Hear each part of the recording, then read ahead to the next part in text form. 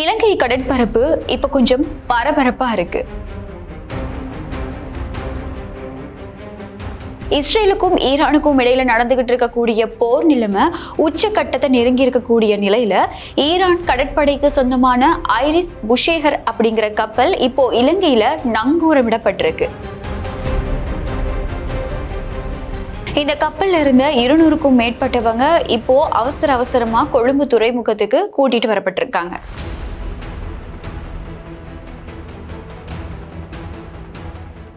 இது சாதாரணமான ஒரு மீட்பு நடவடிக்கையா, அப்படி இல்லைன்னா போரோட தாக்கம் இலங்கையையும் நெருங்குதா அப்படிங்கிறத இந்த வீடியோல பார்க்கலாம். இலங்கை கடல் எல்லைக்கு ரொம்பவே பக்கத்துல ஈரானோட ஐரிஸ் புஷேகர் அப்படிங்கிற கப்பல் நங்கூரமிடப்பட்டிருந்தது. இந்த கப்பல்ல இருந்த சுமார் 204 பேர் கொழும்பு துறைமுகத்துக்கு கூட்டிக்கிட்டு வரப்பட்டிருக்கதா கடற்படை அமைச்சர் இன்னைக்கு காலையில ஒபிஷியலான ஒரு ஸ்டேட்மெண்ட்டை வெளியிட்டிருந்தாரு. உலகமே அதிர்ச்சியா பார்த்துக்கிட்டு இருக்கக்கூடிய ஒரு போர் நிலைமை நடந்துகிட்டு இருக்கக்கூடிய சந்தர்ப்பத்துல இவ்வளவு பேர் கரைக்கு அழைத்து வரப்படுறது அப்படிங்கிறது இப்போ நிறைய விவாதங்களை ஏற்படுத்தி இருக்கு. ஐரிஸ் புஷேகர் அப்படிங்கிறது வெறுமனே ஒரு தளவாட கப்பல் மட்டும் கிடையாது.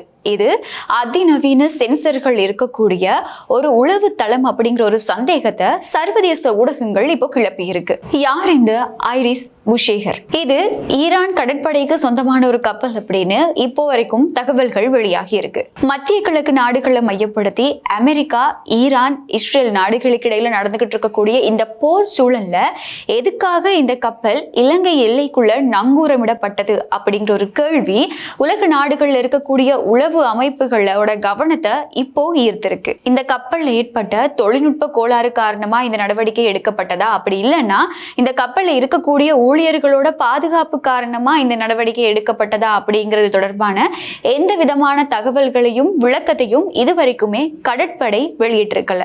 இந்த மாதிரியான பின்னணியில இப்போ உலக நாடுகளோட கவனம் கொஞ்சம் இலங்கை பக்கமாகவும் திரும்பி இருக்கு. மத்திய கிழக்குல போர் தீவிரமடைஞ்சுக்கிட்டு இருக்கக்கூடிய ஒரு சந்தர்ப்பத்துல ஈரானிய கப்பல் ஒன்றுக்கு உதவி செய்யறது அப்படிங்கிற ஒரு விடயம் இலங்கைக்கு சர்வதேசத்துல அழுத்தங்களை வழங்கக்கூடிய ஒரு வாய்ப்பை ஏற்படுத்தும். ஆனாலும் மனிதாபிமான அடிப்படையிலையும் கடல்சார் சட்டங்களுக்கு உட்பட்டும் தான் இந்த நடவடிக்கை மேற்கொள்ளப்படுது அப்படின்னு இலங்கையோட ஜனாதிபதி அனுரகுமார திசாநாயக்க நேற்றைய தினம் ஒரு கருத்தையும் வெளியிட்டிருந்தாரு. இந்த மாதிரியான பின்னணியில கொழும்பு துறைமுகத்தை சுற்றி இப்போ பாதுகாப்பு ரொம்பவே பலப்படுத்தப்பட்டிருக்கு. ஈரானிய கப்பலுக்கு இலங்கை மனிதாபிமான உதவிகளை வழங்கிட்டு இருக்க காரணத்தினால இப்போ சர்வதேச நாடுகளோட கவனம் இலங்கை பக்கம் கொஞ்சமா திரும்பி இருக்கு. அதிலையும் மிக முக்கியமா இந்தியா இலங்கைய தீவிரமா கண்காணிச்சு வருது. அதற்கான காரணம் என்ன அப்படின்னா, இந்திய பெருங்கடல் பகுதியில இந்தியாவோட ஆதிக்கம் அதிகமா இருக்கு. இப்போ இலங்கையில நங்கூரமிடப்பட்டிருக்கக்கூடிய இந்த ஈரானிய கப்பல் தொடர்பா இந்தியா தன்னோட போர் கப்பல்கள், எதிர்ப்பு விமானங்கள், அது மட்டும் இல்லாம ட்ரோன்கள் மூலமா கண்காணிச்சுக்கிட்டு இருக்கதா இப்போ தகவல்கள் வெளியாகி இருக்கு. அதுலயும் சர்வதேச ஊடகங்களோட கருத்துக்களோட அடிப்படையில இப்போ இலங்கையில நங்கூரமிடப்பட்டிருக்கக்கூடிய இந்த கப்பல் ஈரானிய உளவுத்தள கப்பல் அப்படின்னு சொல்லப்படுது. இந்த கப்பல் உளவு தகவல்களை சேகரிக்கிற திறன் கொண்டதுனால இதனால தென்னிந்தியாவோட பாதுகாப்பு, அது மட்டும் இல்லாம கடல்சார் வர்த்தக பாதைகளுக்கு ஏதாவது அச்சுறுத்தல் இருக்குமா அப்படின்னு சொல்லி இந்தியா தீவிரமா கண்காணிச்சுக்கிட்டு இருக்கு. மிக முக்கியமா இந்திய பெருங்கடல்ல சீனாவோட செல்வாக்கு ஏற்கனவே அதிகமா இருக்கிற சந்தர்ப்பத்துல ஈரான் கப்பல் வந்தது இந்தியாவோட பாதுகாப்பு தொடர்புல இப்போ நிறைய கவலைகளையும் ஏற்படுத்தி இருக்கு. ஈரானுக்கு எதிராக ஏற்கனவே கடுமையான பொருளாதார தடைகளை அமெரிக்கா விதிச்சிருக்கு. இப்போ இந்த ஈரான் கப்பல் இலங்கையில நங்கூரமிடப்பட்டிருக்கிறதுக்காக இலங்கை அரசாங்கத்துக்கு மறைமுகமான அழுத்தங்களை அமெரிக்கா வழங்கலாம் அப்படின்னு சொல்லி இப்போ நிறைய எச்சரிக்கை விடுக்கப்பட்டிருக்கு. ஈரானிய ராணுவ கப்பல்களுக்கு எந்த ஒரு நாடுமே எரிபொருள் அப்படி இல்லைன்னா தொழில்நுட்ப உதவிகளை வழங்கக்கூடாது அப்படிங்கிறது அமெரிக்காவோட நிலைப்பாடு. கொழும்புல இருக்கக்கூடிய அமெரிக்க தூதரகம் ஒரு மனிதாபிமான அடிப்படையில இந்த கப்பல்ல இருக்கக்கூடியவங்க மீட்கப்பட்டதை ஏற்றுக்கிட்டாலுமே கூட அந்த கப்பல் நீண்ட காலத்துக்கு இலங்கை எல்லையில இருக்கத விரும்ப மாட்டாங்க அப்படின்னும் இப்போ தகவல்கள் தெரிவிக்கப்படுது.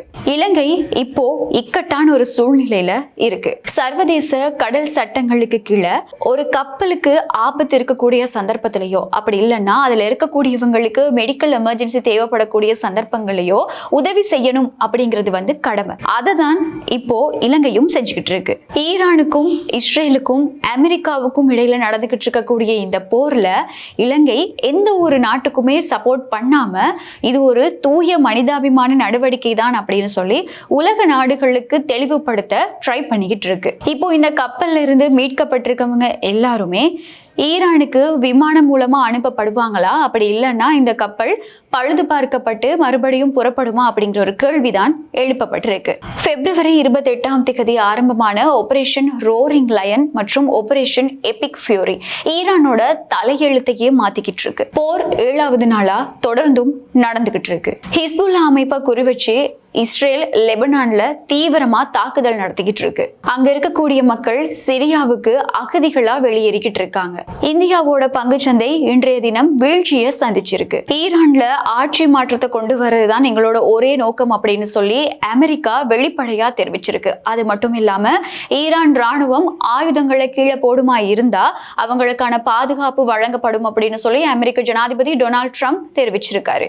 ரஷ்யா மற்றும் சீனா இந்த 2 நாடுகளுமே இந்த போர் நிலைமைக்கு கடுமையான கண்டனம் தெரிவிச்சுக்கிட்டு இருக்கு. இது ஒரு பிராந்திய போரா மட்டுமே நின்றுமா, அப்படி இல்லைன்னா உலக நாடுகளையும் இதுக்குள்ள இழுக்குமா அப்படிங்கிறது தான் எல்லாரோட கேள்வியாகவும் இருக்கு. இந்த போர் நிலைமை தொடர்பா தொடர்ந்தும் கிடைக்கக்கூடிய தகவல்களை உங்க கூட பகிர்ந்து கொள்ளக்கூடிய எதிர்பார்ப்புல மற்றும் ஒரு காணொளியில சந்திக்கலாம்.